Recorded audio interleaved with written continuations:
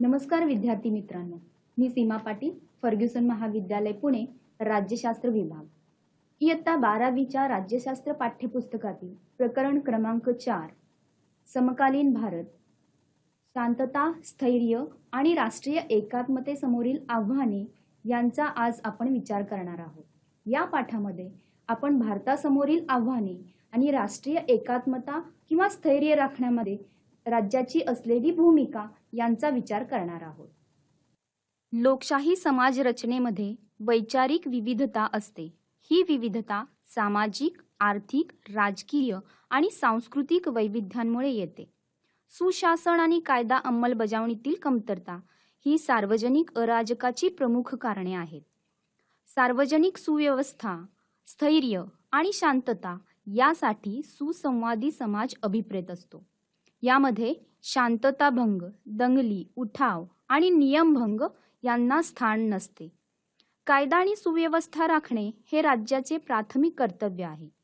राज्याच्या राजकीय, आर्थिक, सामाजिक, सांस्कृतिक प्रगतीसाठी शांतता आणि स्थैर्य यांची नितांत आवश्यकता असते. त्यामुळे राष्ट्रात एकी, शांतता व स्थैर्य राखणे जबाबदारी आहे.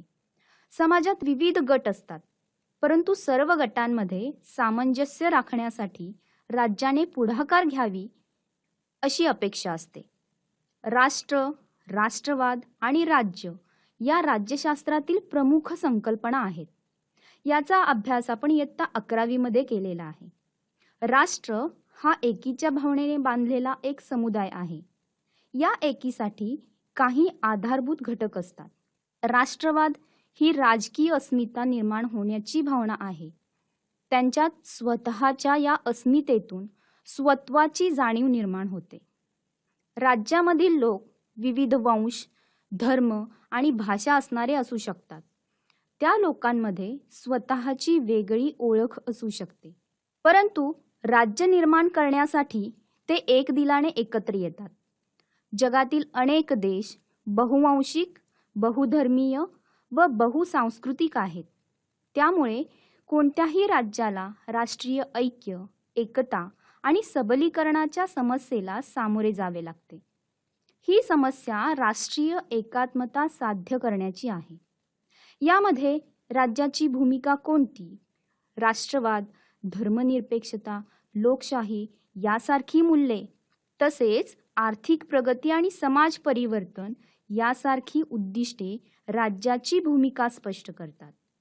ही राज्याची भूमिका आपण वेगवेगळ्या मुद्द्यांच्या आधारे समजावून घेणार आहोत. पहिला मुद्दा आहे तो म्हणजे शांतता आणि सुव्यवस्था. राज्य समाजात शांतता आणि सुव्यवस्था प्रस्थापित करते. राज्याचा मूळ हेतू देशाचे संरक्षण हा आहे. या कार्याला राष्ट्र उभारणीचे कार्य असे संबोधले जाते. राजकीय व्यवस्थेचे अस्तित्व हे आंतरराष्ट्रीय वा देशांतर्गत परिस्थितीमुळे धोक्यात येऊ शकते. देशाचे संरक्षण करणे, अस्तित्व टिकवणे, संविधान आणि राजकीय व्यवस्था टिकवणे यात राज्याची भूमिका असते. दुसरा मुद्दा असा आहे की आर्थिक प्रगती.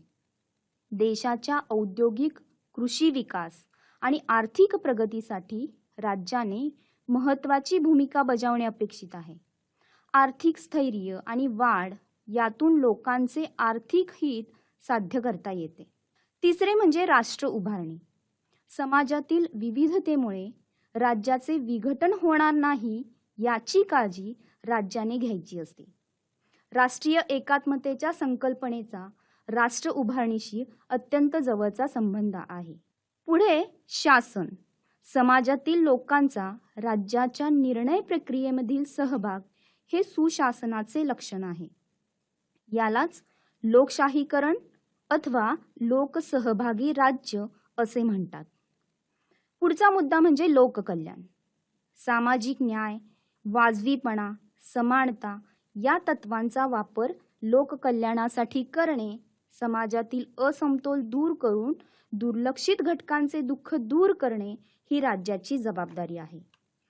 राष्ट्रीय एकात्मतेची समस्या ही सार्वत्रिक आहे. देशाची एकसमान ओळख निर्माण करण्यासाठी समाजातील विविध घटकांमध्ये संवाद साधून सलोखा निर्माण करणे अत्यंत गरजेचे असते. ही विविधता सामाजिक, सांस्कृतिक, प्रादेशिक, धार्मिक, भाषिक व आर्थिक स्वरूपाची असू शकते. परंतु तरीही एक राष्ट्रीय ओळख असणे म्हणजेच राष्ट्रवाद होय. राष्ट्रीय एकात्मता व्यक्ती अथवा गटांची ओळख पुसून टाकत नाही. ती एकसंध समाज निर्माण करण्याचाही प्रयत्न करत नाही, तर ती फक्त गटांच्या ओळखीपेक्षा राष्ट्रीय ओळख निर्माण करण्याचा प्रयत्न करते. उदाहरणार्थ, जेव्हा आपण म्हणतो की मी भारतीय आहे, तेव्हा ती ओळख राष्ट्रीय असते.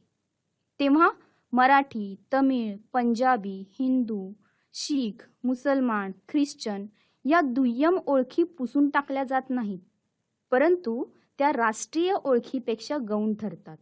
प्रादेशिक, वांशिक, भाषिक, धार्मिक विविधता राष्ट्र मान्य करते आणि त्याचबरोबर एकीची भावना जतन, दृढ आणि बळकट करते.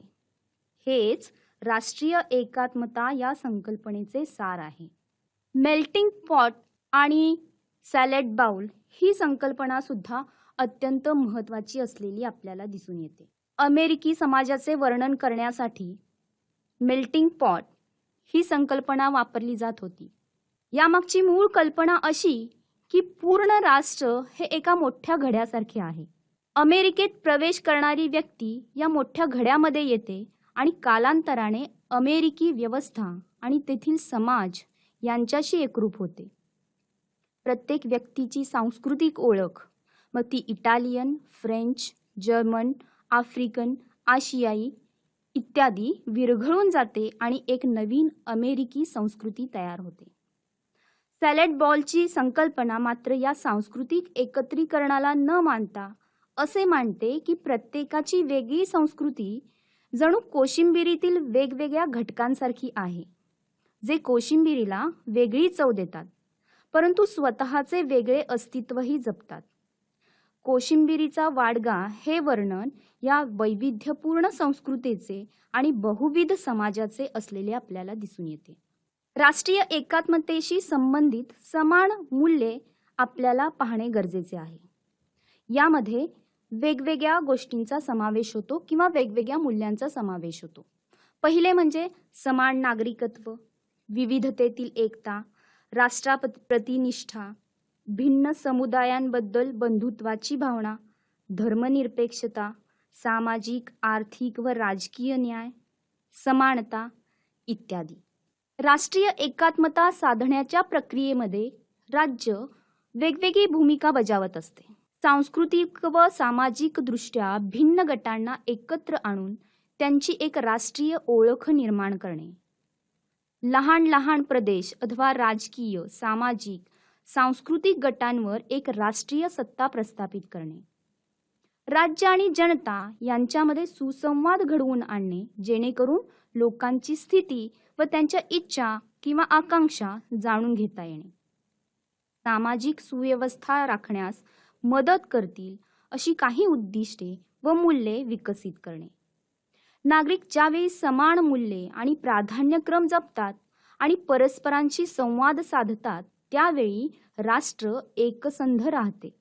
नागरिकांमधील एकी आणि त्यांची कायदा आणि सुव्यवस्थेप्रतीची निष्ठा राष्ट्राला बळकट करते. राष्ट्रीय एकात्मता म्हणजे एकजिन्सीपणा नव्हे. राष्ट्रीय एकता समुदायांच्या समुदायाचे समर्थन करते आणि त्यांच्यातील विविधतेचा सन्मान करते. परस्परांची मूल्ये, अनुभव व भौगोलिक संबंध यांचा आदर करते. ही एक प्रकारची वंशिक, भाषिक आणि धार्मिक सहिष्णुता आहे. समाजातील शांततेसाठी टाकलेले हे एक पाऊल आहे. एका सुसंवादी आणि क्रियाशील समाजासाठी राष्ट्रीय एकता अत्यंत आवश्यक आहे. राष्ट्रीय एकता आणि सामाजिक स्थैर्य हे राष्ट्र उभारणीसाठी हातभार लावतात. भारतात राष्ट्रीय एकात्मता कशी साधली गेलेली आहे ते आपण पाहूयात. 1947 साली भारत स्वतंत्र झाला, तेव्हा भारतासमोर अनेक समस्या होत्या. उदाहरणार्थ, आर्थिक मागासलेपणा, गरिबी, निरक्षरता, सामाजिक विषमता इत्यादी. स्वातंत्र्य चळवळीने भारतीयांसमोर काही मूल्ये व उद्दिष्टे ठेवली होती. तीच मूल्ये स्वातंत्र्यानंतर राष्ट्र उभारणीचा पाया ठरली. ती मूल्ये म्हणजे राष्ट्रवाद, धर्मनिरपेक्षता आणि लोकशाही. स्वातंत्र्यानंतर भारताची एकता जपणे आणि ती बळकट करणे हे महत्त्वाचे कार्य होते.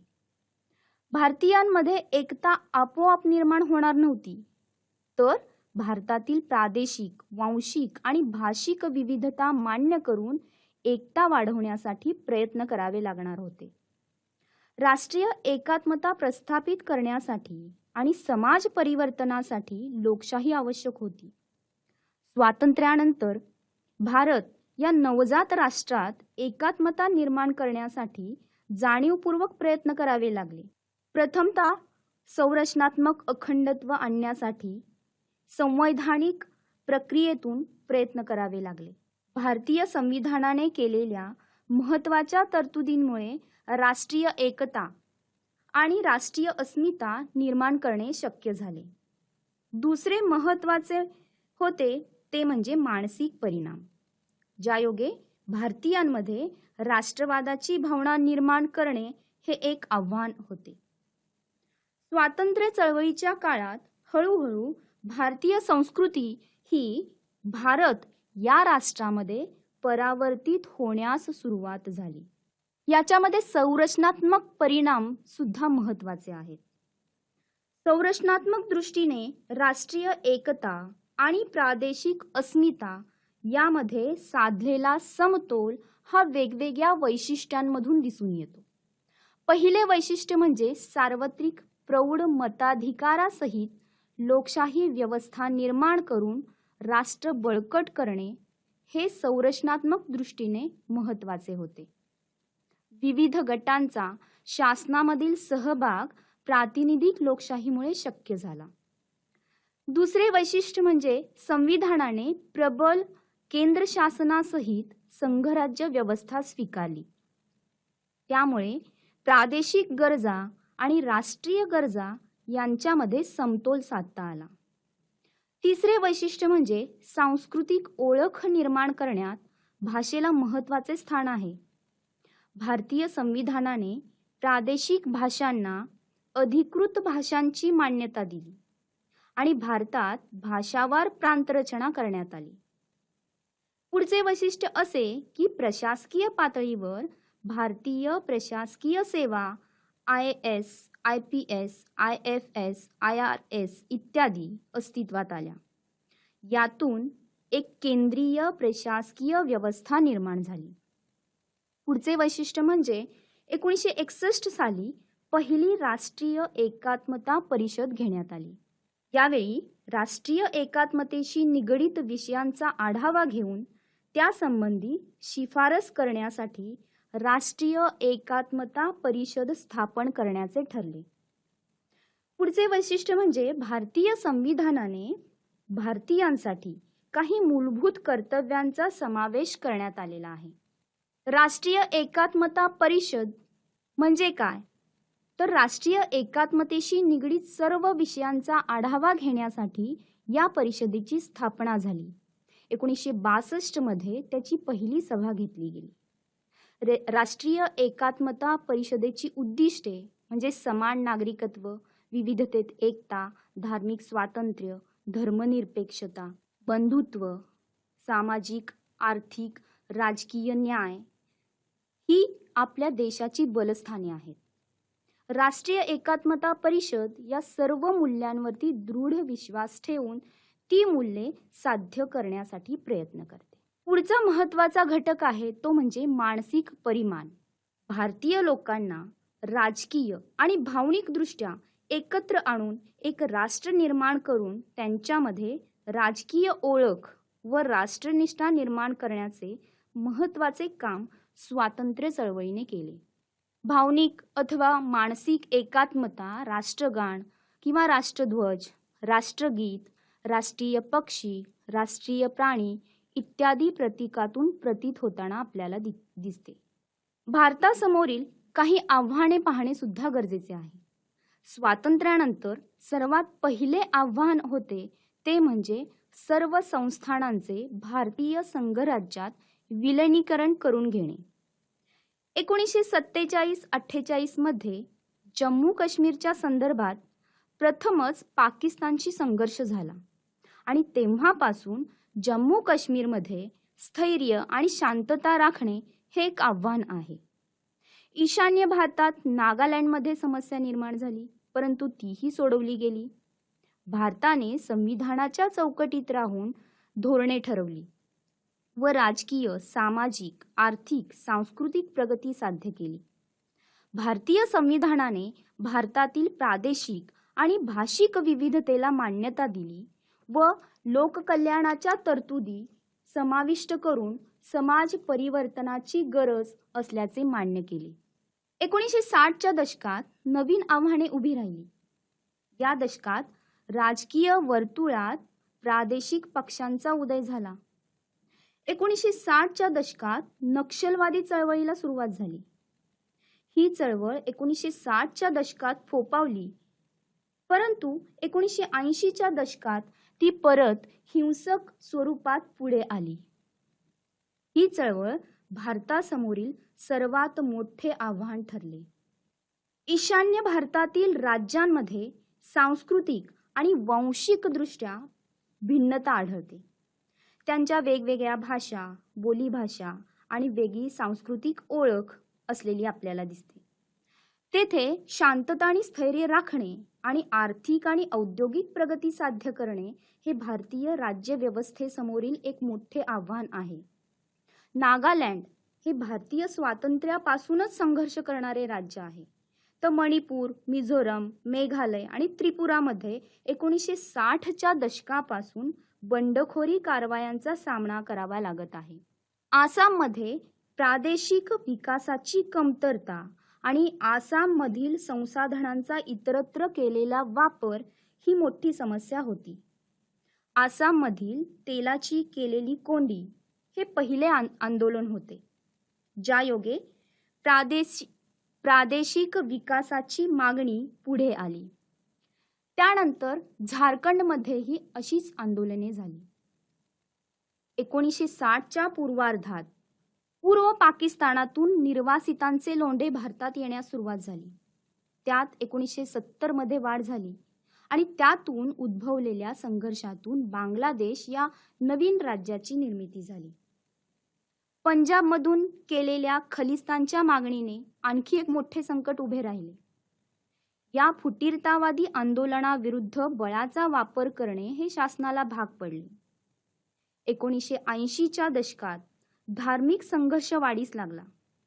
यामध्ये बाबरी मस्जिद घटना आणि मुंबई दंगलीतून उमटलेल्या प्रतिक्रियेने भारतातील आक्रमकतेला नवीन परिमाण दिले. 1980च्या दशकाच्या शेवटी आणि 1990च्या दशकात जम्मू काश्मीरमधील समस्या पुन्हा एकदा समोर आली. आझादीच्या चळवळीसाठी काश्मीर खोऱ्यात दहशतवादाने डोके वर काढले आणि या आंदोलनात सशस्त्र आक्रमकतेचे नवीन स्वरूप दिसून आले. राज्यकेंद्रित दहशतवादापुरते ते मर्यादित न राहता त्याचे आधुनिक अमूर्त दहशतवादी संघर्षामध्ये रूपांतर झाले. 1990च्या दशकात भारतात आर्थिक स्थित्यंतर झाली. भारताने समाजवादी आर्थिक विकासाचा मार्ग सोडून आर्थिक उदारीकरण स्वीकारले. भारताच्या आर्थिक विकासाची समस्या सोडवण्यासाठी हा नवीन दृष्टिकोन स्वीकारण्यात आला. गेल्या दशकभरापेक्षा जास्त काळामध्ये भारतातील स्थैर्य आणि शांततेसमोर अनेक आव्हाने उभी राहिलेली आहेत. भारताच्या सामाजिक आर्थिक प्रगतीच्या आड येणाऱ्या स्थैर्य आणि शांततेच्या प्रश्नांशी निगडीत काही प्रश्न राष्ट्रनिर्मिती आणि राष्ट्रीय एकात्मतेच्या प्रक्रियेतही आव्हाने निर्माण करतात. उदाहरणार्थ, जम्मू काश्मीरमधील सीमापार दहशतवाद, काही प्रदेशात डाव्या उग्रवाद्यांच्या अतिरेकी कारवाया आणि दहशतवाद. पहिली समस्या आपण पाहणार आहोत ती म्हणजे जम्मू काश्मीरमधील सीमापार दहशतवाद. भारतीय स्वातंत्र्याच्या कायद्यानुसार संस्थानांना भारतात किंवा पाकिस्तानात सामील होण्याचा निर्णय घ्यायचा होता. जम्मू काश्मीर पाकिस्तानात सामील करण्यासाठी तेथील महाराजा हरी सिंग यांच्यावर दबाव टाकण्यात आला. पाकिस्तानी लष्कराच्या मदतीने टोळीवाले काश्मीरमध्ये पाठवण्यात आले आणि तिथूनच जम्मू काश्मीरमधील समस्येला सुरुवात झाली. हरी सिंग यांनी भारतात सामील होण्याच्या करारावर सही केली आणि जम्मू काश्मीर भारतात सामील झाले. मग भारताने काश्मीरच्या संरक्षणाकरता सैन्य पाठवले. यातून 1947-48 मध्ये पहिले भारत-पाक युद्ध झाले.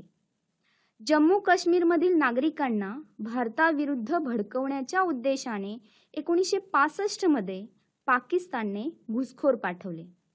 1965 मध्ये पाकिस्तानने भारतावर प्रत्यक्ष आक्रमण केले. 1965 मध्ये अमानुल्ला खान यांनी पाकव्याप्त काश्मीरमध्ये प्लेबेसिट फ्रंटची स्थापना केली. या आघाडीचा एक अनधिकृत लष्करी गट नॅशनल लिबरेशन फ्रंटने जम्मू काश्मीरमध्ये घातपाती कारवाया घडवून आणल्या. 1977 मध्ये या प्लेबेसिट फ्रंटला जम्मू काश्मीर लिबरेशन फ्रंट असे नवीन नाव देण्यात आले. 1989 मध्ये नॅशनल कॉन्फरन्सच्या कार्यकर्त्यांची हत्या करण्यात आली. 1990च्या दशकात काश्मीरी पंडितांवर जो अत्याचार झाला त्यामुळे काश्मीरी पंडितांनी काश्मीरमधून स्थलांतर केले. भारत-पाक संबंधामध्ये सीमापार दहशतवाद हा नेहमीच सर्वात महत्त्वाचा मुद्दा राहिलेला आहे. सीमेपलीकडून होणारी घुसखोरी ही जम्मू काश्मीरमधील हिंसाचाराला जबाबदार आहे असे शासनाचे म्हणणे आहे. 2016-17च्या गृह मंत्रालयाच्या वार्षिक अहवालानुसार गेल्या 25 पेक्षा जास्त वर्षांमध्ये काश्मीरमधील फुटीरतावादी हिंसाचार आणि दहशतवादाला सीमेपलीकडून मदत पुरवली जाते. दुसरा प्रश्न आहे तो म्हणजे काही प्रदेशातील डाव्यांचा उग्रवाद. नक्षलवादी चळवळ जी माओवादी चळवळ अथवा डाव्यांची उग्रवादी चळवळ म्हणून ओळखली जाते. तिला शेतमजूर, दलित आणि आदिवासी लोकांचे समर्थन आहे. नक्षलवादी चळवळीची मुळे तेलंगणा चळवळीत सापडतात. तेथील शेतकऱ्यांच्या सरंजामशाही विरुद्धच्या चळवळीला प्रथमच भारतीय कम्युनिस्टांनी पाठिंबा दिला होता. सुरुवातीला या चळवळीला यश आले, परंतु भारत सरकारने जमीन सुधारणांसाठी योजलेल्या कार्यक्रमांमुळे या चळवळीचा जोर कमी झाला. 1967 मध्ये भारतातील सरंजामशाही पद्धतीच्या विरोधात पश्चिम बंगालमधील नक्षलबारी येथे आंदोलन करण्यात आले. त्या चळवळीची वैचारिक बैठक ही मार्क्स, लेनिन, माओ यांच्या विचारसरणीवर आधारलेली होती. शासनाने या चळवळीविरुद्ध उचललेली पावले आणि मुजुमदार यांच्या अटकेनंतर 1970च्या दशकात या चळवळीचा जोर कमी झाला. 2004 मध्ये वेगवेगळे नक्षलवादी गट Communist Party of India, Marx लेनिनवादी आणि इतर गट एकत्रित येऊन कम्युनिस्ट पार्टी ऑफ इंडिया, माओवादी CPI माओइस्ट स्थापन केली. मार्क्स लेनिन माओ यांच्या वैचारिक बैठकीच्या आधारे एकत्रित येऊन कम्युनिस्ट पार्टी ऑफ इंडिया माओवादी ही राजकीय पक्षांची संघटना म्हणून पुढे आली. डाव्यांचा उग्रवाद म्हणजे काय? तर 2004 साली पीपल्स वॉर ही आंध्र प्रदेशातील संघटना आणि भारतीय माओवादी केंद्र या बिहार आणि परिसरात वावर असणाऱ्या संघटना एकत्र आल्या आणि त्यांनी CPI माओवादी पक्ष स्थापन केला. नक्षलवाद्यांचे काही व्यापक असे डावपेच असतात. ते म्हणजे प्रचारकी घोषणांचा वापर, जनचळवळींची उभारणी, महिला, आदिवासी आणि अल्पसंख्याकांना क्रांतिकारी चळवळीकडे वळवणे, जनतेच्या प्रश्नावर शहरी भागातील लोकांचे लक्ष वेधणे, सैनिकी संघटनांचा विकास करणे. पुढची समस्या आहे ती म्हणजे दहशतवाद. दहशतवाद म्हणजे समाजात भीती निर्माण करण्यासाठी हिंसाचाराचा केलेला वापर होय. दहशतवाद हा जाणीवपूर्वक राजकीय हेतूने प्रेरित नागरी भागात केलेला हल्ला होय. या नागरी लक्ष्यांना सॉफ्ट टार्गेट्स असे म्हटले जाते. दहशतवाद हा युद्धाचाच एक प्रकार आहे. याला असमनित युद्धतंत्र असे म्हणतात, कारण या युद्धतंत्रात हल्ला करण्याची वा हिंसाचाराची निश्चित अशी एक पद्धत नसते. पारंपरिक प्रकारात दहशतवाद हा राज्यकेंद्रित होता, तसाच तो राज्याच्या विरोधात होता. काही विशिष्ट लोक त्यांच्या हक्कासाठी राज्याविरोधात लढत असत. उदाहरणार्थ LTTE ही तमिळवाद्यांची संघटना श्रीलंकेतील तमिळ लोकांच्या हक्कासाठी लढत होती. या आव्हानांना सामोरे जाताना राज्याची भूमिका काय असावी ते पाहणे सुद्धा अत्यंत गरजेचे आहे. नागरिकांच्या जीवनमानाचा दर्जा हा प्रामुख्याने सुव्यवस्थेवर अवलंबून असतो. संघर्ष निवारण आणि सुव्यवस्था राखणे यामध्ये अतूट संबंध आहे.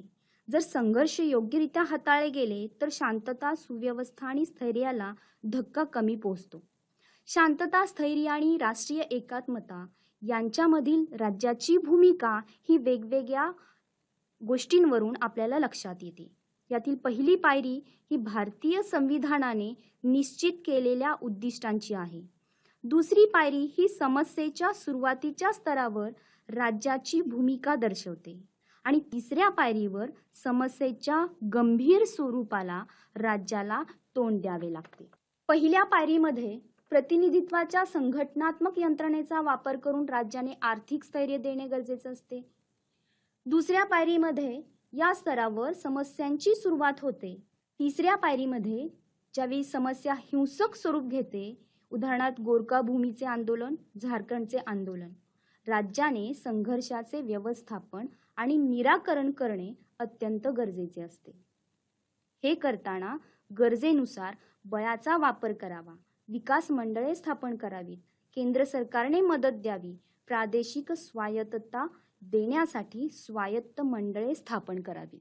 अशा प्रकारे या पाठामध्ये राष्ट्रीय ऐक्य, शांतता आणि स्थैर्य राखण्याच्या दृष्टिकोनातून राज्याची असलेली भूमिका आपण अभ्यासलेली आहे.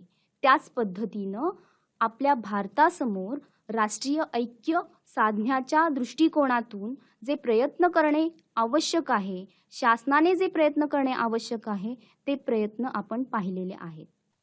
या पाठामध्ये राष्ट्रीय ऐक्य किंवा स्थैर्य आणि शांतता निर्माण करण्यामध्ये राज्याची असलेली भूमिका यांचा आढावा घेतला. त्याच पद्धतीनं भारतासमोरील असणारी आव्हाने जसे की दहशतवाद किंवा डाव्यांचा उग्रवाद यासारख्या गोष्टींचा आपण इथं अभ्यास केलेला आहे. धन्यवाद.